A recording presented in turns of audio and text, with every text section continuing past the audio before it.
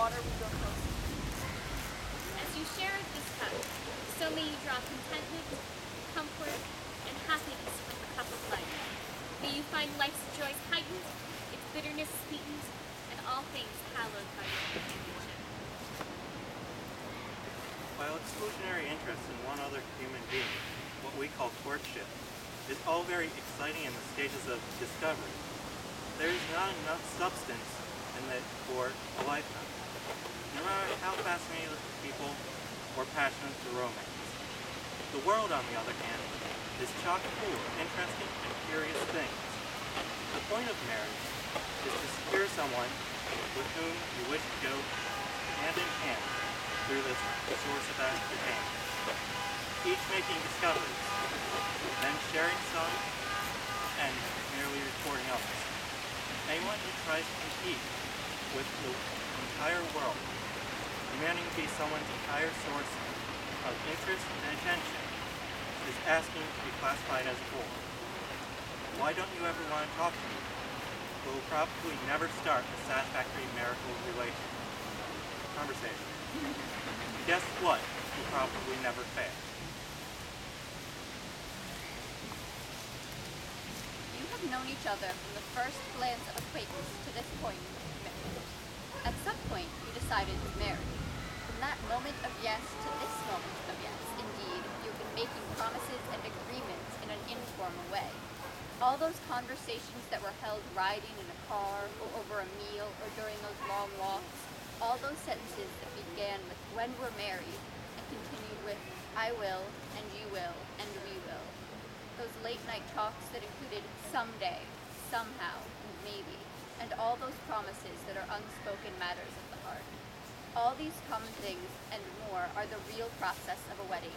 The symbolic vows that you are about to make are a way of saying to one another, "You know all those things we promised and hoped and dreamed.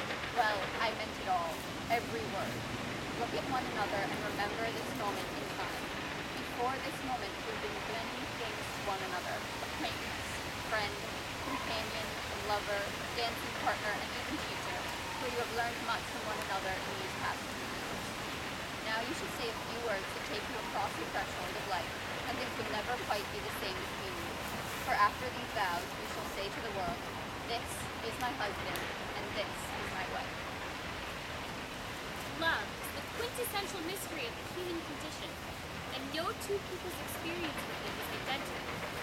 Each love is unique, built over time, shaped by perception. Through the imperfect medium of language, Kevin and Sasha will like now to try to express the love they feel and the promises they are making to you.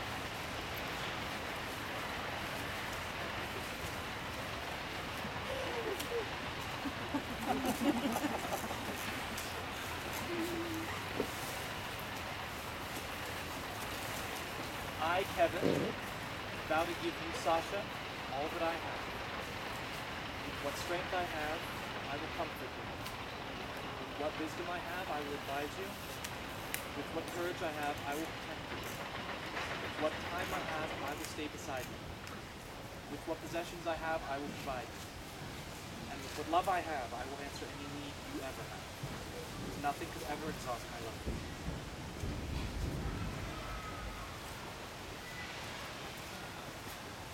I, Sasha, take you, Kevin, to be no other than yourself, loving what I know of you and trusting what I do not yet know, with respect for your integrity and faith in your love for me, for all our years, and in all that life may bring us.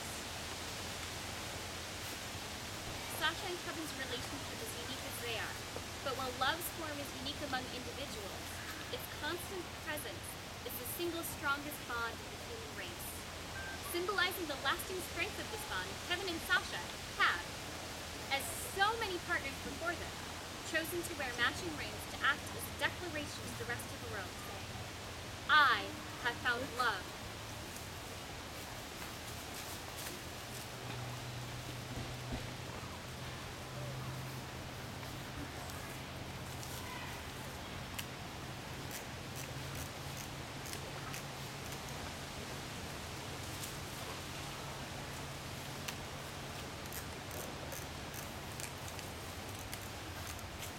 rejoice to recognize Kevin and Sasha as husband and wife.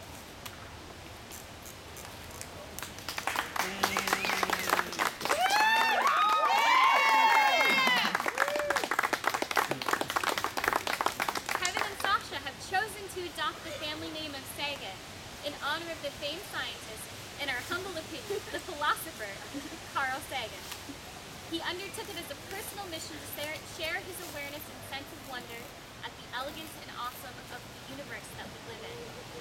His life embodies the sentiment, and the world around us contains more to enjoy and contemplate than one person can experience in a lifetime.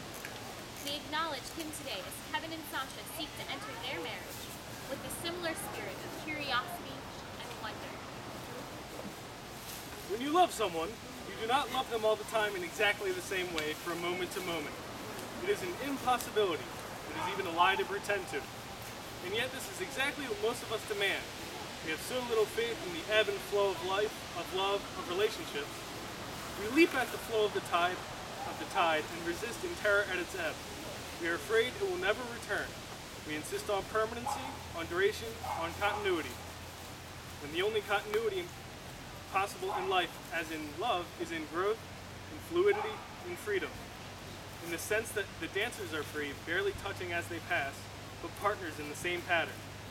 The only real security is not in owning or possessing, not in demanding or expecting, not in hoping even. Security in a relationship lies neither in looking back to what it was in nostalgia, nor forward to what it might be in dread or anticipation, but living in the present relationship and accepting as it is now. For relationships too must be like islands. One must accept them for what they are here and now, within their limits. Islands surrounded and interrupted by the sea and continually visited and abandoned by the tides. One must accept the security of the winged life, of the ebb and flow of intermittency. As a symbol of this advice, we now set free our balloons and trust them to find their way. Thank you for all joining us today. We invite you to join us now as we celebrate the marriage of Kevin and Sasha with food and roller coasters. They're extra decorations. Yep.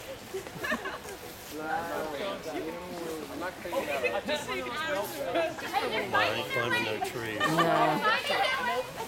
One minute. They're nesting.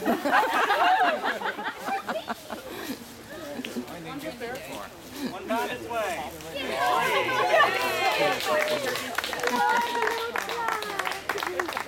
Go time! Go time!